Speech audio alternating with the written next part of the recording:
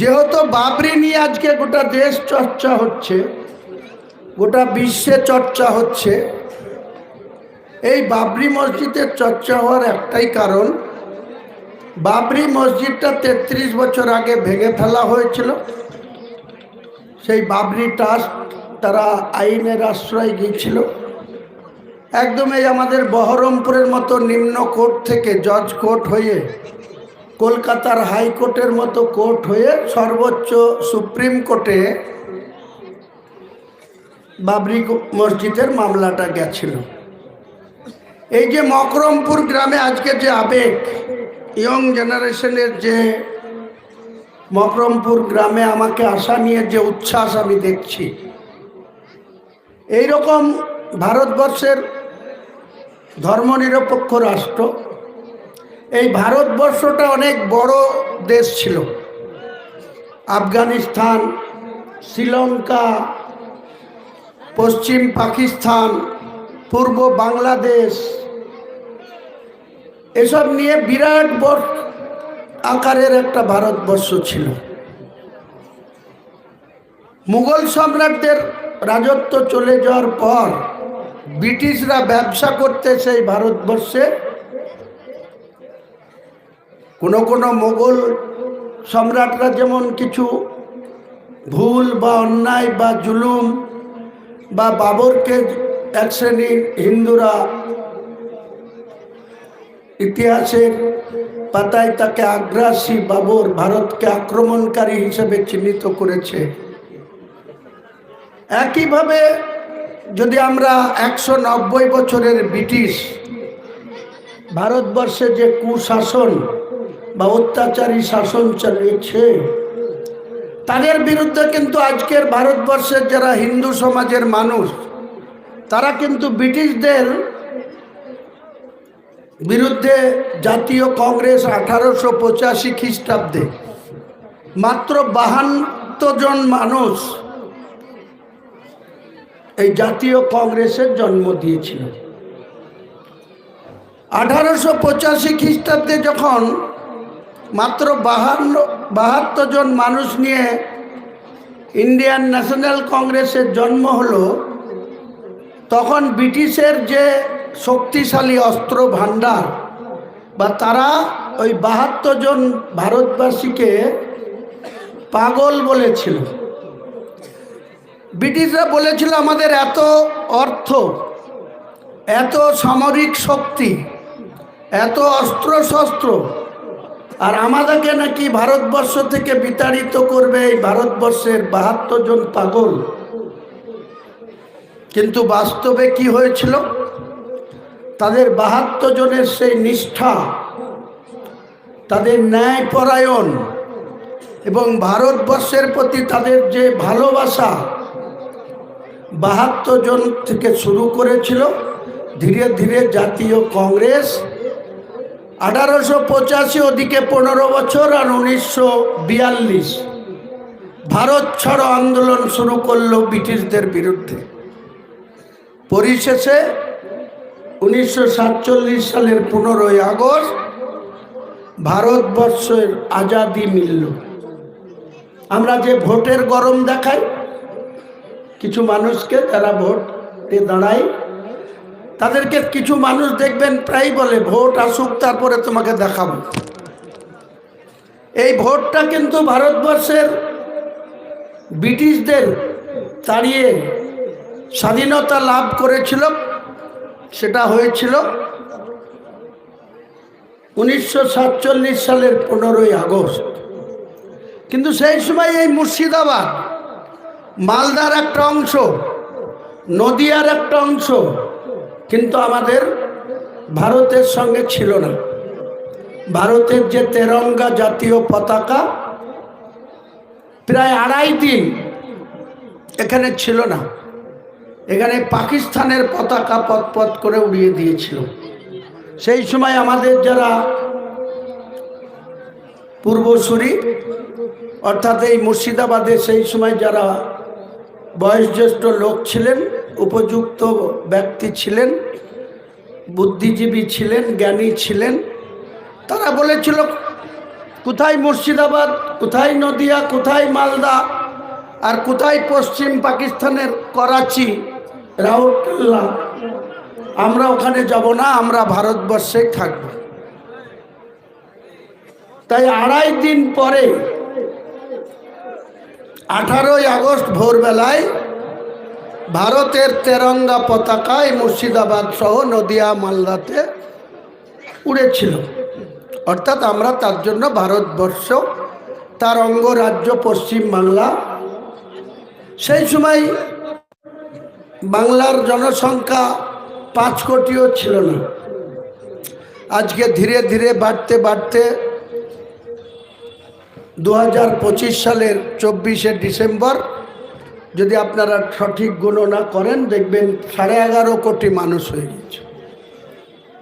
স্বাধীন ভারতের পশ্চিমবঙ্গের রাজ্যর সেই সময়কার লোক সংখ্যা আর আজকের ভারতবর্ষের লোক সংখ্যা, সেই সময় গোটা ভারতবর্ষে লোক সংখ্যা ছিল 79 কোটির মতো। আজকে ভারতবর্ষের লোক সংখ্যা 145 কোটি। বাংলায় ছিল 5 কোটির থেকে কম, আজকে 11.5 কোটি। তাহলে আমরা যে মকরমপুর গ্রামে সেই সময় যারা বয়োজ্যেষ্ঠ ছিলেন তিনারা বলতে পারবেন যে এই গ্রামের লোক সংখ্যা কী ছিল, ভোটার লিস্টে নাম কতজনের হয়েছিল। 1950 সালের 26শে জানুয়ারি যখন ডক্টর B.R. আম্বেদকর 3 বছরের বেশি সময় ধরে ভারতবর্ষের সংবিধানকে তৈরি করলেন, যে সংবিধানের অধিকারে আজকে আমরা এক শ্রেণীর অমুসলিমরা আমাদেরকে ভারতবর্ষ থেকে প্রতি পদে পদে হেনস্থা করছে, এখান থেকে তাড়াবার চেষ্টা করছে। তারা মনে করছে শুধু তাদেরই ভারতবর্ষে থাকার অধিকার আছে, আর 700 বছরের শাসনের অপব্যাখ্যা করছে। সেই সব মুঘল সম্রাটরা যদি সত্যিই অমুসলিমদের নিধনে নামতো, তাহলে ভারতবর্ষে হিন্দু বলে কি বস্তু সেটা কিন্তু থাকতো না। আজকে নরেন্দ্র মোদীর নেতৃত্বে গোটা ভারতবর্ষে যেভাবে মুসলিমদের বিরুদ্ধে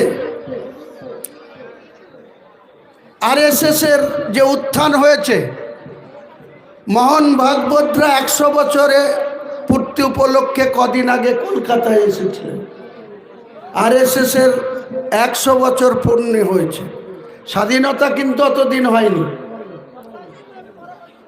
47 সালের 15ই আগস্ট আর আজকে 2025 সালের 24শে ডিসেম্বর, আপনারা হিসাব করেন যে 80 বছরের কাছাকাছি। কিন্তু আজকে RSS-এর বয়স হয়ে গেল 100 বছর। এই RSS কি করে? রাষ্ট্রীয় স্বয়ংসেবক, এদের একটা আলাদা ধারা আছে, বিচারধারা আছে। তারা ভারতবর্ষের গণতন্ত্র আনার সময় এরা দূরে দাঁড়িয়ে গান্ধীজিরা এই ভারতবর্ষের স্বাধীনতা আন্দোলন করছেন অনেক মনীষীকে নিয়ে। সেখানে শুধু হিন্দু ছিল না, সমস্ত জাতি ছিল। ইন্ডিয়া গেটে যান দিল্লিতে, অনেক হিন্দু, শিখ, ইসাই, মুসলিম, ভারতবর্ষের সমস্ত জাতির সেই বীর সৈনিকদের নাম ইন্ডিয়া গেটে স্বর্ণাক্ষরে লেখা আছে। কিন্তু এই আরএসএসরা আজকে যারা ভারতবর্ষের গদিতে, এর আগে অটল বিহারী বাজপেয়ী একবার 5 বছর, একবার 13 মাস আর একবার 13 দিন ভারতবর্ষের প্রধানমন্ত্রী হিসাবে শপথ নিয়েছিলেন। 13 দিন শপথ নেওয়ার পর তার গরিষ্ঠতা না দেখাতে পেরে আবার তাকে পদত্যাগ করতে হয়েছে। আজকে কিন্তু 2014 সালের আগে নরেন্দ্র মোদী কোথাকার মুখ্যমন্ত্রী ছিলেন? গুজরাটে। সেই গুজরাটে একটা দাঙ্গা হয়েছিল। উনি তখন গুজরাটের মুখ্যমন্ত্রী। 2002 সালে বিখ্যাত নাম হয়ে আছে গোধরা কেন্দ্র। সেখানে ট্রেনে আগুন লাগানো হয়েছিল। কংগ্রেসের এমপি মুসলমান, তাদের পরিবার সহ প্রায় 850 মুসলমানকে বাড়ি থেকে টেনে বের করে করে জ্বলন্ত আগুনে পুড়িয়ে মারা হয়েছিল এই মোদিজির নেতৃত্বে। এত কথা কেন বলছি? আজ ভারতবর্ষের অনেক পিছিয়ে থেকেও 700 বছরের শাসনের পরেও মুসলমান তারা ইউনাইটেড হতে পারেনি। কিন্তু অনেক পিছিয়ে থেকেও, স্বাধীনতা আন্দোলনে তারা যোগ না দিয়েও তারা ধীরে ধীরে পরিকল্পনা মাফিক চলে তারা আজকে ভারতবর্ষে 100 বছর আরএসএসের বয়স পূর্ণতা করল। এবং আজকে 3বার ভারতের প্রধানমন্ত্রী হিসেবে বিজেপির নরেন্দ্র মোদী হ্যাট্রিক করল। প্রথমে 2014 সালে 282টা আসন পেল, 272 দরকার, তার থেকে 10টা বেশি পেল। 2019 সালে আবার 272 দরকার, 303 পেল একা। তাদের জোট সঙ্গীরা আরো 50 দিয়ে 353 দিয়ে রাম মন্দিরের জিকির তুলল, বাবরি মসজিদকে ভেঙে ফেলল। রাম মন্দির, সুপ্রিম কোর্ট এর মতো ভারতবর্ষের একটা বৃহত্তম দেশের সর্বোচ্চ আদালত, তিনাদের প্রধান বিচারপতি সহ 7 জনের ডিভিশন বেঞ্চ পরিষ্কারভাবে কোনো নথি ছাড়া, আমাদের এখানেও অনেকের বাড়িতে ভাইয়ে ভাইয়ে সিভিল মামলা হয়, জমি জায়গা নিয়ে মামলা হয়, নথির উপরে দাঁড়িয়ে জাজমেন্ট হয়। কিন্তু হিন্দু সমাজের মানুষের কোনো কাগজে কলমে, ওই অযোধ্যায় কোনো কাগজ কলম হিন্দুদের ছিল না। তারা একটা জিগির তুলে দিয়ে দিল যে যেখানে বাবরি মসজিদ 464 বছর আগে বাবরের প্রধান সেনাপতি মীর বাকি এটা প্রতিষ্ঠা করে গিয়েছিল, ওখানে নাকি রামের জন্ম হয়েছে। এখন কলকাতার বাইপাসে আইটিসি রয়্যাল বেঙ্গল হোটেল হয়েছে। আমি আজকেও সেখান থেকে 3টের পরে বেরিয়ে আপনাদের গ্রামে এখানে ঢুকলাম, ওখানে ছিলাম। তা একজন সিনিয়র ম্যানেজার আইটিসি রয়্যাল বেঙ্গলের বলছিলেন যে পাশে আইটিসি সোনার আছে, ওটা আগে হয়েছিল। আর এই আইটিসি রয়্যাল বেঙ্গলটা 4 বছর আগে, 10 বছর ধরে কাজ হয়ে 4 বছর আগে উদ্বোধন হয়েছে। তা আমাকে একজন সিনিয়র সিটিজেন বলছিলেন যে এই যে জায়গাটা তো ঝা চকচকে, 200 কতটা রুম নিয়ে, এক একটা রুমের 24 ঘন্টা ভাড়া, মিনিমাম 12,000, ম্যাক্সিমাম 25,000, 24 ঘন্টা। এই হোটেলে চন্দ্রবোরা সাপ ঘুরে বেড়াতো, আরো অনেক বিষাক্ত সাপ বসবাস ছিল ওখানে। মানুষ কি না পারে, আল্লাহ যদি রাজি থাকে। সেখানে আজকে ঝা চকচকে হোটেল, শুধু ভারতবর্ষের লোক না, বাইরের লোক যারা খেলোয়াড় খেলা খেলতে আসে তারা এইসব আধুনিকতম এইসব হোটেলে থাকে, ইন্টারনেটে বুক করা হয়, ইত্যাদি ইত্যাদি। কিন্তু আমাদের মুসলমান সমাজের যে পরিমাণে অমুসলিমদের উন্নতি হয়েছে, তাদের যে দ্রুত অর্থনৈতিক উন্নতি হয়েছে, শিক্ষাতে তাদের উন্নতি হয়েছে, স্বাস্থ্যর ক্ষেত্রে তারা যে পরিষেবা পায়, ভারতবর্ষের স্বাধীনতার পরে এই বাংলায় 37-38% মুসলমান থাকার সত্ত্বেও আপনি বিহারে যান, এর থেকে অনেক কম মুসলমান, 22% মুসলমান। সেখানে দেখুন গা, অনেকেই চাকরি বাকরির ক্ষেত্রে। আর যে গুজরাটে 850 লোককে নরেন্দ্র মোদীর নেতৃত্বে মুসলমানদেরকে পুড়িয়ে মারা হলো, বাড়ি থেকে টেনে হিঁচড়ে বের করে মারা হলো, সেই গুজরাটেও 19% মুসলমানের বাস, 8% লোক চাকরি করে, সরকারি বেসরকারি প্রতিষ্ঠান মিলে।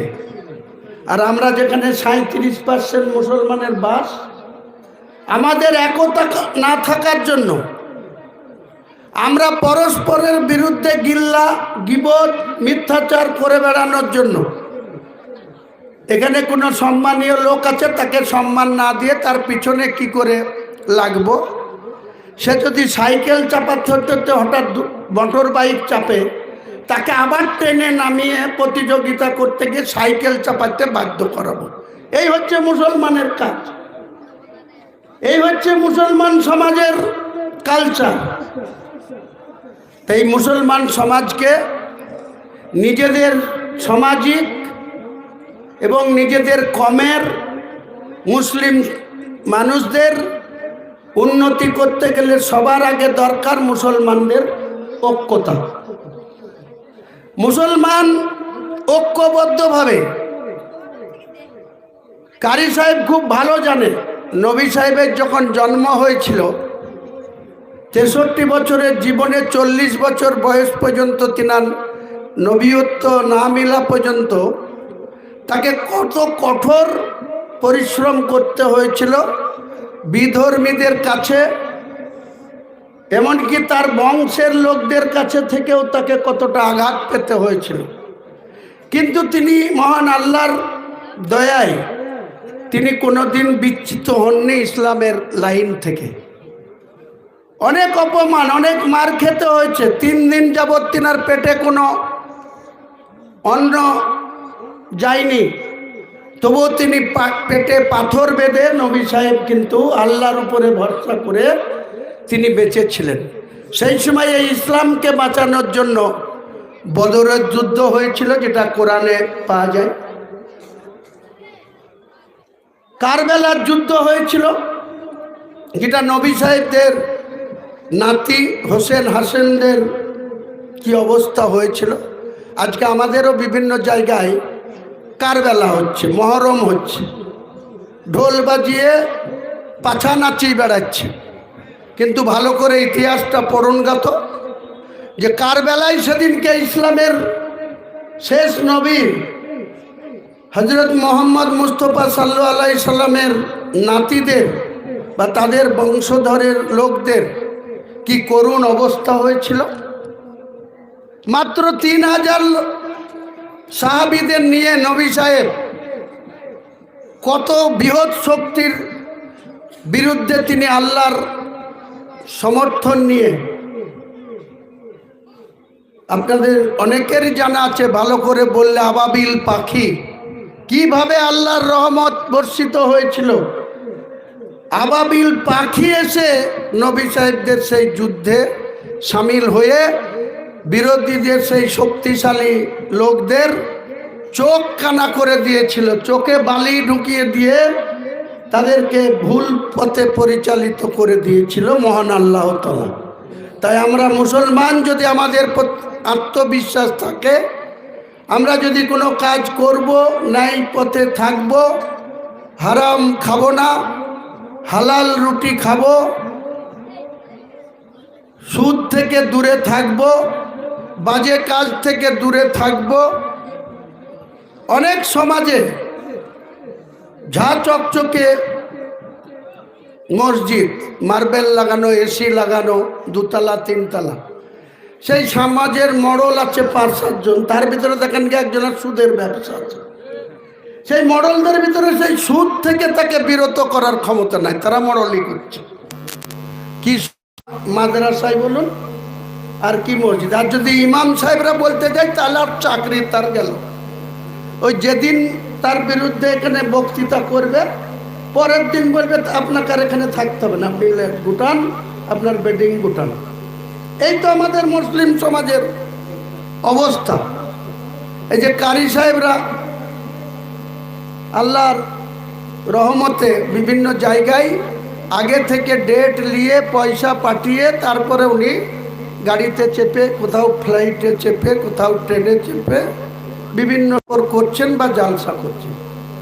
সবার আগে আমি কারি সাহেবকেও বলবো, বা আমাদের মুসলিম সমাজের যারা কারি, মুফতি, মৌলানা সবাইকে অনুরোধ করব, আপনারা কোরআনের ব্যাখ্যা যেমন দেবেন, 5 ওয়াক্ত নামাজ পড়ার কথা যেমন বলবেন, তেমনি সামাজিকতায় মুসলিমকে আগে ইউনাইটেড হওয়ার কথা।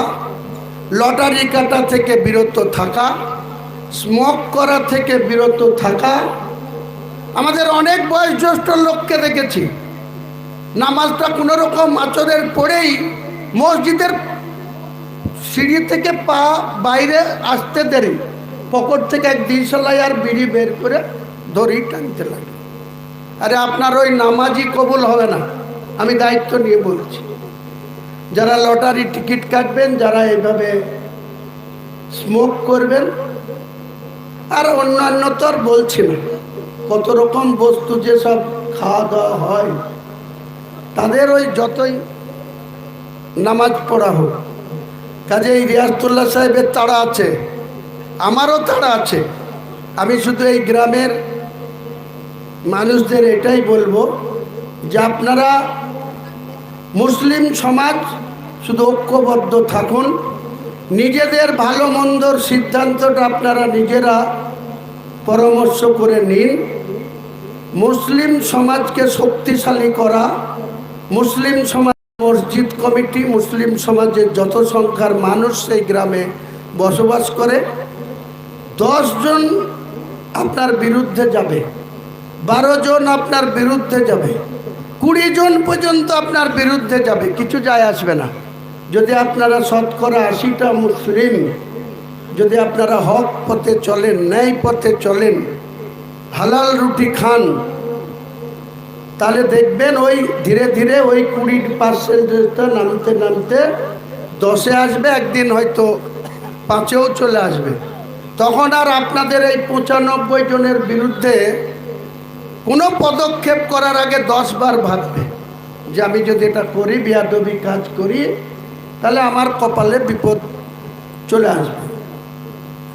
যাই হোক, আমি আমার বক্তব্য বাড়াবো না, কারণ আমি আগেই বলেছি আমরা জালসার বক্তা, আমরা রাজনৈতিক ব্যক্তি। সেই 1982 সালে নুরুল ইসলাম চৌধুরী বেলডাঙ্গার বিধায়ক হয়েছিল, 96 সালে এসে হেরে গিয়েছিল 15 বছর পর। 96 সালে হারার পর আবার 2001 সালে গোলাম কিবরিয়া সাহেব, এই গ্রামের মানুষ, তিনি কংগ্রেসের বিধায়ক হয়েছিল।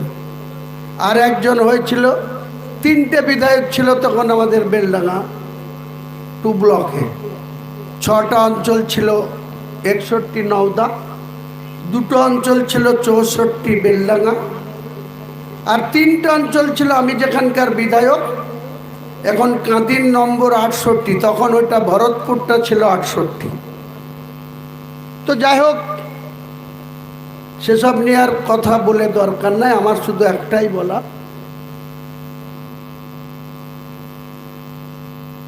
বাবরি মসজিদ নিয়ে যখন মেন এত আকর্ষণ, বাবরি মসজিদটা নিশ্চয়ই ইনশাল্লাহ যেভাবে মানুষ দোয়া করছে, সাপোর্ট করছে, ইট দিচ্ছেন, বালি দিচ্ছেন, পাথর দিচ্ছেন, রড দিচ্ছেন, মানুষ কানের, মা বোনরা কানের জিনিসও খুলে দিচ্ছে। মুরগি থেকে, ছাগল থেকে, কুমড়ো থেকে কোন জিনিস নাই। মাদ্রাসার লোকরা এখন চাইতে গেলে 10 বার চাইতে হয়। আর এমন একটা আবেগ মুসলমান সমাজের হয়েছে যে বাবরি মসজিদের জন্য কোনো জিনিস চাইতে হচ্ছে না। 2-1 দিন বলে দিচ্ছি, শুধু হোটেল চলে আসছে। অনেকেই আমি দেখলাম, আমাদের বহরমপুরের প্রাক্তন সাংসদ, ওনার খুব জ্বালা ধরে গেছে, বলছে বাবরি মসজিদের কাজ শুরু হলো না কেন? আর একজন মোনাফেক, নওদায় বাড়ি, সে কলকাতায় থাকে, সে আবার কালকে মিডিয়াকে বলেছে হুমায়ুন কবিরকে হিসাব দিতে হবে, বাবরি মসজিদের টাকা কোথায় গেল। এদের মোনাফেক ছাড়ার অন্য কিছু বলা যায় না। বাবরি মসজিদের কাজটা শুরু হতে একটু সময় লাগবে। ফেব্রুয়ারি মাসের 15 তারিখ পার হবে না, আনুষ্ঠানিকভাবে খুব বড় আকারে যে আয়তনের বাবরি মসজিদ ছিল, সেখানে 6800-র বেশি মানুষ নামাজ পড়তে পারত না, 7000ও পারত না, 6800। যে বাবরি মসজিদটা হবে 25,000 মানুষ সেখানে নামাজ পড়তে পারবে ইনশাআল্লাহ। তো সেইটা করতে গেলে তখনকার দিনে কেউ প্ল্যান দেখতো না, কোনো প্ল্যান পাস করতে হতো না। বাবর মসজিদ করার অর্ডার দিয়েছে তার প্রধান সেনাপতি মীর বাকিকে। মীর বাকি লোক লস্কর নিয়ে শুরু করে দিয়েছিল, চুন সরকির গাঁথনি করে দিয়েছে। কিন্তু এখনকার আধুনিক ডিজাইনে বাবরি মসজিদ, মার্বেল তো থাকবেই, গ্রেনাইট থাকবে, আরো উন্নত মানের অনেক কিছু থাকবে। আমাকে একজন বলেছেন যে বাবরি মসজিদ যেখানে হবে কমপ্লিট, তখন মেন গেটের যে চওড়ায় বাবরি মসজিদ লেখা থাকবে, ওটা পুরো সোনা দিয়ে আমি লিখে দেব। উনি ওয়াদা করেছেন। আমি বললাম ঠিক আছে, ইনশাল্লাহ নিশ্চয় করে দেবেন। তেমনি আরো ভেতরে কিছু সোনা দিয়েও অনেক ডিজাইন বা অনেক গম্বুজ বিভিন্ন রকম। বাবরি মসজিদের যে মেন মিনার যে হাইট ছিল, তার থেকে 65 ফুট হাইট বেশি হবে। আর দুটো মিনার যেটা ছিল, তার থেকেও দুটোও 30 ফুট করে হাইট বেশি হবে। আর চাতাল, বললাম তো, চাতাল সহ 7000 লোক নামাজ পড়তো, এটাতে 25,000 লোক নামাজ পড়বে ইনশাল্লাহ। তো দেরিটা একটু শুরু হবে, আপনাদের কিউরিওসিটি থাকাটা স্বাভাবিক। অনেক মানুষ যারা দিচ্ছে তাদেরও যে তাড়াতাড়ি হোক, কিন্তু যে সরকারটা আছে আর যারা আসবার চেষ্টা করছে, দুটোই কিন্তু বাবরির মসজিদ বিরোধী, এটা কিন্তু মনে রাখবেন। এই হুমায়ুন কবিরকে তৃণমূল থেকে সাসপেন্ড করেছে কারা? বর্তমান সরকার। কিসের জন্য? আর একজন ক্রস মুসলমান ববি হাকিম, সে বলছে কেন রেজিনগরে বাড়ি, বেলডাঙ্গায় কেন বাবরি মসজিদ করবে, তাই তাকে সাসপেন্ড করে দিয়েছে। এখন অনেকের কুটকুট উঠেছে, বাবরি মসজিদ হলো না কেন, তাড়াতাড়ি জবাব দাও। আরে তোরা কোথায় ছিলি 33 বছর? কারো হিম্মত ছিল এইভাবে দাঁড়িয়ে বলা যে আমি বাবরি মসজিদ করব? হুমায়ুন কবির বলেছে, আল্লাহ এখনো তার মুখ দিয়ে শুনিয়েছে, নিশ্চয়ই মুসলমানদের যা দোয়া, যা সাপোর্ট করবো ইনশাল্লাহ। তা তোদের এত বাতি ব্যস্ত কিরে, কি কারণে তুই কাদের লেজে উড়বৃত্তি করতে চাইছিস? আর অধীর তুই কি নামাজ পড়বি না কি আগামী দিনে? তোর আবার এত তোর জোর, বাবরি মসজিদ হচ্ছে না কেন তার জবাব দিতে হবে তোকে। তুই তো বেলডাঙ্গার লোককে বোকা বানাস, সরুলিয়া, জলিলিয়া, আরো মাদ্রাসায় সারগাছিতে দাঁড়িয়ে দাঁড়িয়ে পেন্ট্রোল থেকে মুতে এসে এখানে আবার কোরআনের আয়াত পড়িস। তুই নেমু খারাম, তুই আবার কেন বলবি বাবরি মসজিদ তাড়াতাড়ি হোক? তোর কি স্বার্থ রে? তুই বাবরি মসজিদের মর্যাদা কি বুঝিস? তুই কংগ্রেস করিস, তোর প্রধানমন্ত্রী ছিল পিভি নরসিংহ রাও। এই যে মুখ্যমন্ত্রী, তিনি কেন্দ্রের ওই পিভি নরসিংহ রাওর মন্ত্রিসভায় কেন্দ্রের প্রতিমন্ত্রী ছিল ক্রীড়া দপ্তরের। তখন তোরা কথা বলেছিলি? তুই তো ছিলিস না, তোর কোনো অস্তিত্ব ছিল না অধীর। 92 সালে, 99-এ তুই এমপি হয়েছিস। তাই মমতা ব্যানার্জি তো ছিল, তুমি বিরোধিতা করেছিল। কংগ্রেস দল বাবরি মসজিদে রাজীব গান্ধী হিন্দুদের কথায় তালা মেরে দিয়েছিল, নামাজ পড়া বন্ধ করেছিল 86 সালে। তারপরে ধীরে ধীরে আরো হিন্দুরা শক্তিশালী হলো। 92 সালে বাবরি মসজিদটা ধ্বংস করে দিল। সেই বাবরি মসজিদ আমি প্রতিদিন থ্রেড খাচ্ছি, প্রতিদিন মাথা কেটে নেওয়ার কথা বলছে, তবুও আমি এখানে দাঁড়িয়ে আছি। আর তোরা মুনাফিকরা মজা মারছিস যে কবে হলে হবে, হিসাব চাই। তোকে কে রে হরিদাস পাল যে তোকে হিসাব দিতে হবে আমাকে? আমি বলছি বাবরি মসজিদ হবে। আর যত টাকা দান আসছে, যত মেটেরিয়াল আসছে, কাজ শুরু হওয়ার পরে থেকে লাস্ট কমপ্লিট হওয়া পর্যন্ত বাবরি মসজিদের অনুদান কত পাওয়া গেল, কত মেটেরিয়ালস পাওয়া গেল, কত খরচা হলো, ট্রাস্ট থেকে অডিটর লাগিয়ে অডিট করে পুরো বাংলার মুসলমানদের না, গোটা ভারতবর্ষের মুসলমানদেরকে জানানো হবে। স্বচ্ছতার প্রশ্নে আমি কারোর সাথে কম্প্রোমাইজ করব না, কিন্তু মুরুদ নাই এক ফুটা, আর তুমি কালকেই করে দিতে হবে বলবা? তোমার 14 গোষ্ঠীর ক্ষমতা থাকে তো একটা করে দেখাও তো দেখি কেমন তুমি মসজিদ করতে পারো না কি করতে পারো। একটা ইমারত বানাতে গেলে ইন্ডিয়ানের যা রুলস আইন তা মেনটেন করে করতে হবে। সমস্ত কাজ চলছে, ইনশাল্লাহ ফেব্রুয়ারি মাসে শুরু হবেই 15 তারিখের আগে, এবং 3 বছরের মধ্যেই বাবরি মসজিদ কমপ্লিট হবে। পাশাপাশি হসপিটাল, হোটেল কাম রেস্তোরাঁ, মুসাফিরখানা, তারপরে একটা ইউনিভার্সিটি। এই মমতা ব্যানার্জিকে একটা ইউনিভার্সিটি চাওয়া হয়েছিল সিরাজদুল্লাহর নামকরণে। আজও পর্যন্ত 7 বছর ধরে একটা ইউনিভার্সিটি চালু রেখেছে। সিরাজদুল্লাহর নাম দিতে তার গায়ে একবারে প্যাক প্যাক করে ভুগছে। মন্দির বানানোর সময় বিরাট তোড়জোড়, আর সিরাজদুল্লাহর নামে তার মন্দির ইউনিভার্সিটি হবে না। তো এই মুসলমান কবে বুঝবে?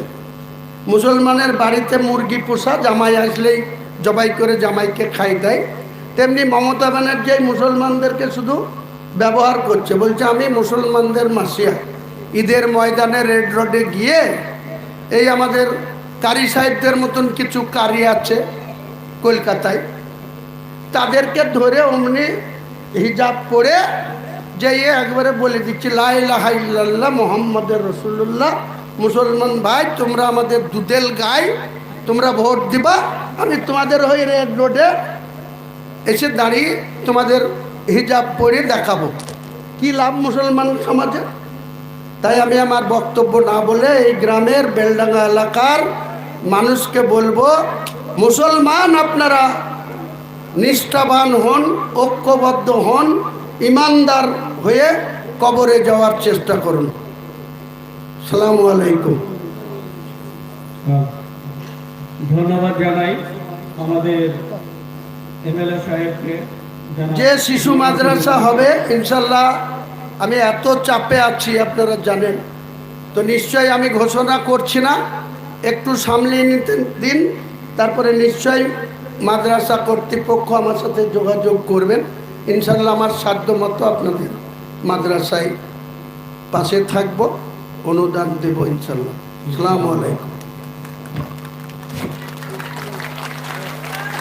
ভাই আমরা কেউ লড়বো না, আমরা এই মুহূর্তে আমাদের মাদ্রাসার আয় ব্যয়ের হিসাব শোনানো হবে, আর তারপরে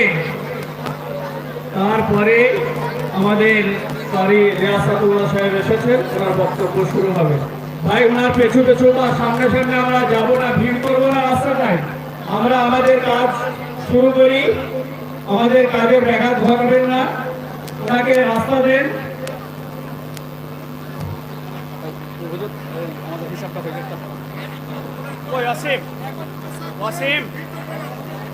এই যে কেউ হেল করো না, ওনার সিকিউরিটি যারা আছেন তেনাদেরকে বলবো যে আপনারা আপনাদের মতো দায়িত্ব করে আগে নিয়ে যান। আর আমাদের লোকেদের বলছি ভাই কেউ ভিড় করবো না, আমরা বসে যাই প্যান্ডেলে। ভাই আজকে আমাদের এই বাৎসরিক জালসা, এই জালসার কামিয়াবির জন্য ভাই এবারে আমাদের বক্তা শুরু করছে বক্তব্য আপনাদের সকলের পরিচিত জনাব আলহাজ কারি রিয়াসাতুল্লাহ হায়াত সাহেব। জি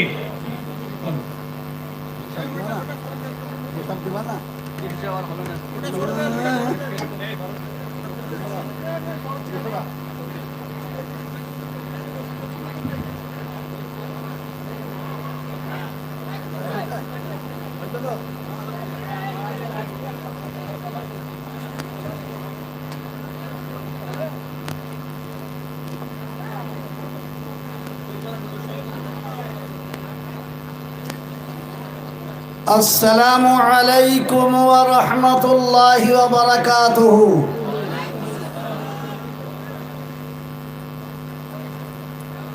কি গো মকরমপুরের মানুষ,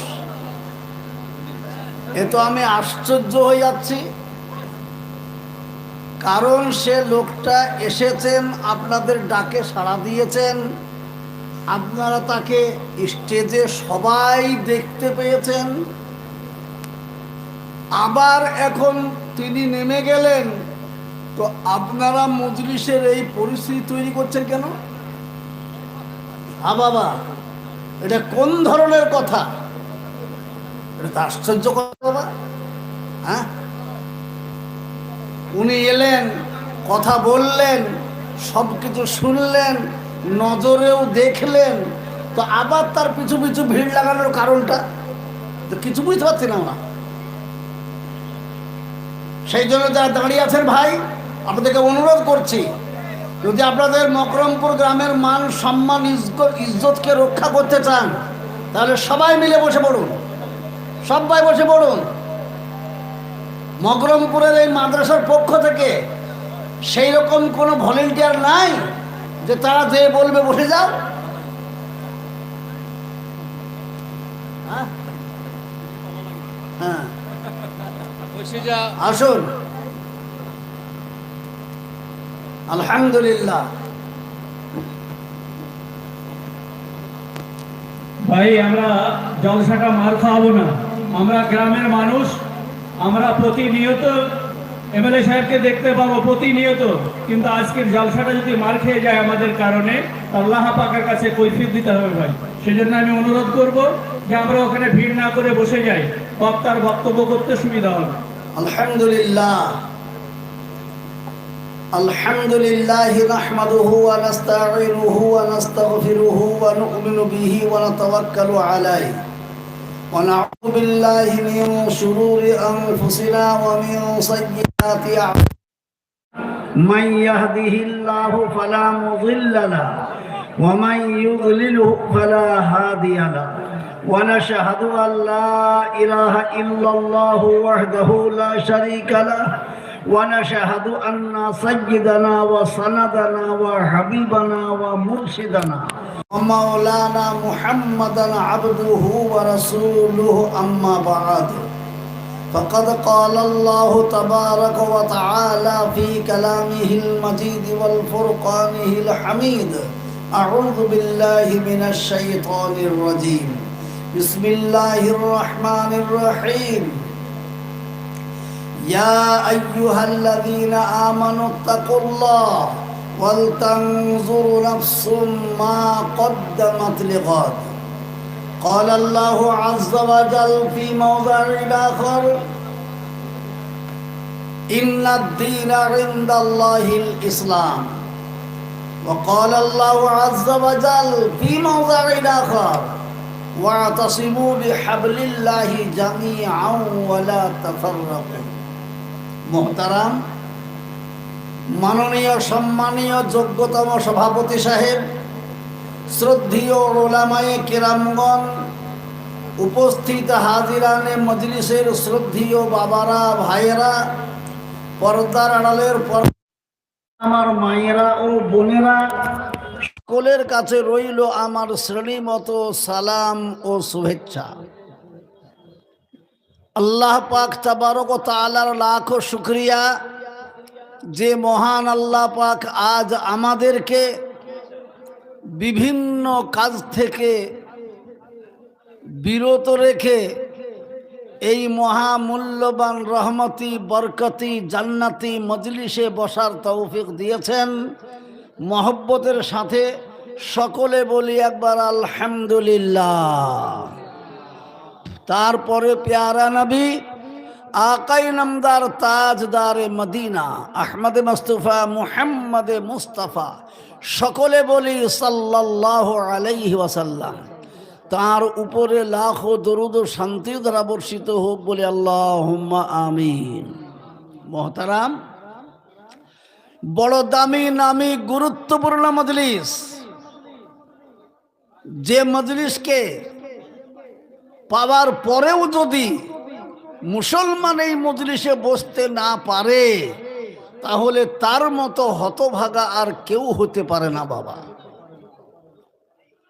মকরমপুর গ্রাম,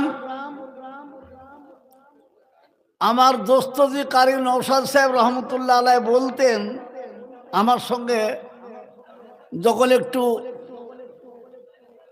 ইয়ারকি মার্কি করতাম তখনই বলতে, আমি কোন গ্রামের লোক জানো আর তুমি কোন গ্রামের লোক? তোমার গ্রামের নাম হচ্ছে দাঁতপুর, তোমাদের গ্রাম ওইসব দাঁতে বুঝায়, আর আমাদের গ্রাম মুকাররমপুর।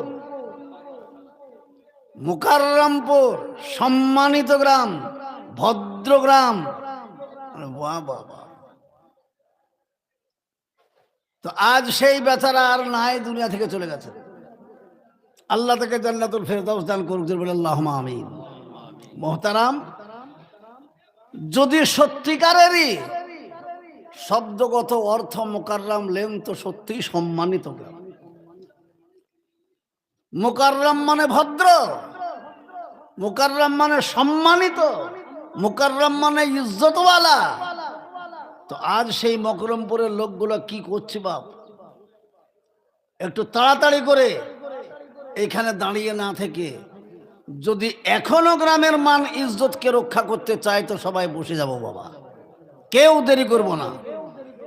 ভেতরে ফাঁকা জায়গা যাদের সামনে আছে, তাদেরকে অনুরোধ করবো আপনারা সামনেটা পূরণ করে নিয়ে বসুন। কাদের কাদের সামনে ফাঁক আছে বাপ, জায়গা দেখতে পাচ্ছেন?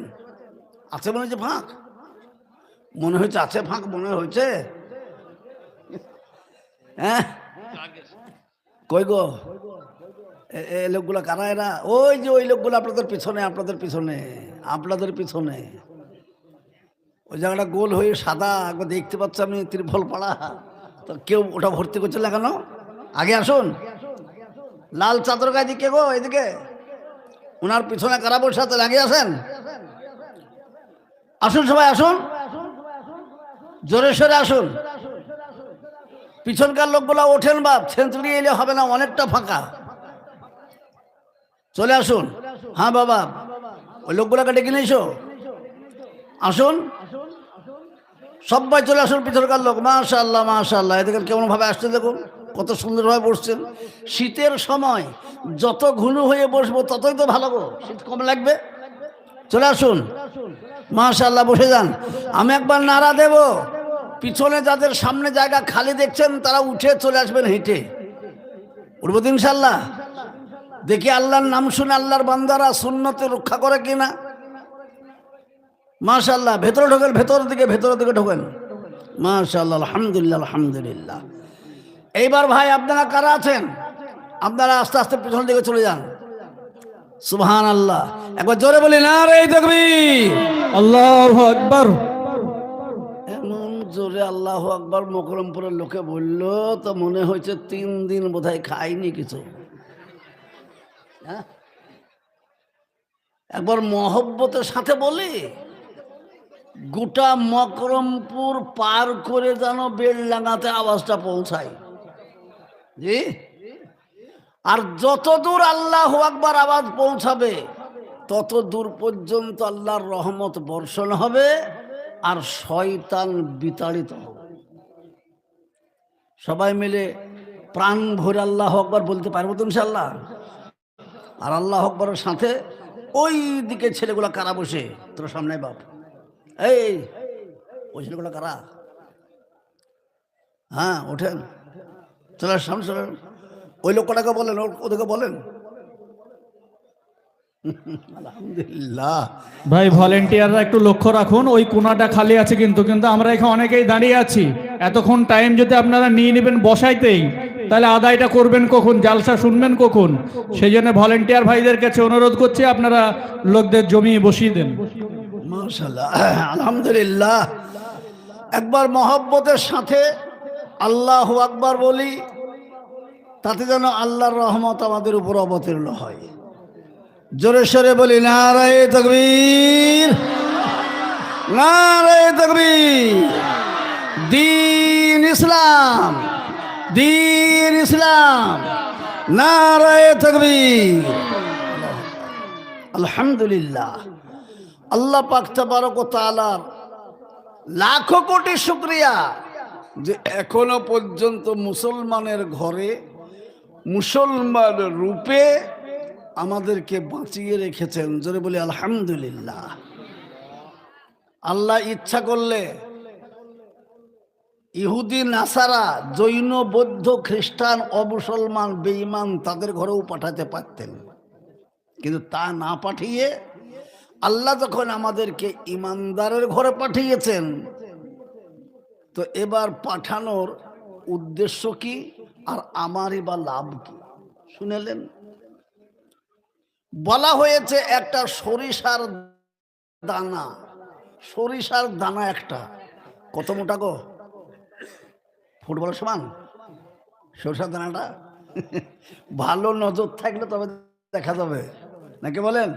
মাঠে যদি একটা সরিষার দানা পড়ে থাকে তো নজরটা ভালো থাকে, তবে দেখতে পাবো, তা না দেখতে পাওয়া যাবে না। বলা হয়েছে সেই সরিষার দানাটাকে ভেঙে কুচি করে দেন, তারপরে সামান্য 100 কুচির 1 কুচি যতটুকু হয় ততটুকু ইমান যদি থাকে, আর তাই নিয়ে যদি আমি কবরে যেতে পারি, তো আল্লাহ পাকের রাসূল সাল্লাল্লাহু আলাইহি সাল্লাম বলেছেন, একদিন না একদিন, একদিন না একদিন আল্লাহ তোমাকে জান্নাতে দেবেই ইনশাআল্লাহ। যারা বলুন সুবহানাল্লাহ। তাহলে সেই ইমানওয়ালা ঘরে আল্লাহ পাক আমাদেরকে পাঠিয়েছেন। আমরা কত বড় সৌভাগ্যবান।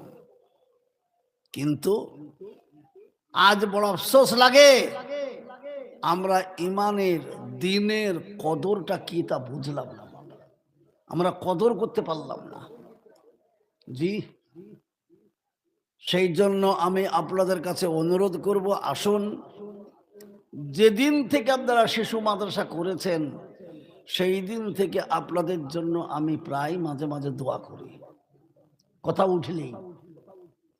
কারণ শিশু মাদ্রাসা তৈরি করা মানে গ্রামের শিশুরা MA BA MSc MCom পাশ করে ডাক্তার, উকিল, মুক্তার, ব্যারিস্টার সব হোক, কিন্তু তার ভিতে যেন আল্লাহর কালামটা থাকে। উদ্দেশ্য একটাই, সে যেন মুসলিম হিসাবে কেমন করে চলতে হয় প্রাথমিকভাবে সেই শিক্ষাটা যেন সে নিয়ে নেয়। তাহলেই আলহামদুলিল্লাহ দেখা যাবে সর্বদিকে লাভ হবে। ভাই, এমনও ব্যারিস্টার আছেন, মুসলমানের ছেলে, এমনও ব্যারিস্টার আছেন, তাকে একটা নামাজের সূরা জিজ্ঞেস করুন, সে বলতে পারবে না। উযুর ফরজ করাটা বলতে পারবে না। সুবহানাল্লাহ। দারুল উলুম দেওবন্দের সফির, মুবাল্লিগ, তার নাম ছিলেন মৌলানা আবুল কালাম সাহেব। তিনি ইন্তেকাল করেছেন, আল্লাহ তাকে জান্নাতে নসিব করুক। আমরা যখন পড়তাম তখন উনি একবার মুরাদাবাদে এসেছিলেন, তো ওনার কিছু বয়ান হলো, আমরা বয়ান শুনলাম। শুনে উনি বললেন, আমি রাস্তা দিয়ে যাচ্ছি, আর কিছু কলেজ ইউনিভার্সিটির ছেলে তারা আমাকে দেখে হাস টিস টাস করছে, আর এটা ওটা বলতে চাচ্ছে। আমি আস্তে আস্তে তাদের কাছে গেলাম, যে নামগুলো জিজ্ঞেস করলাম, তো দেখলাম সব কয়টাই মুসলমানের ছেলে। আমি তাদেরকে বললাম, বাবা, তো তোমার বাপ মারা নামাজ পড়ে? হ্যাঁ পড়ে। তোমরা পড়ো? না পড়িনি। আচ্ছা, তো নামাজ পড়তে গেলে তো ওযু করতে হয়? হ্যাঁ ওযু করতে হয়। আচ্ছা, ওযুর ফরজ কটা বলো তো বাবা? একজন বলছে, সে আমার হাই স্কুলের হেডমাস্টার, উনি বলছেন। তো সে বলছে ওযুর ফরজ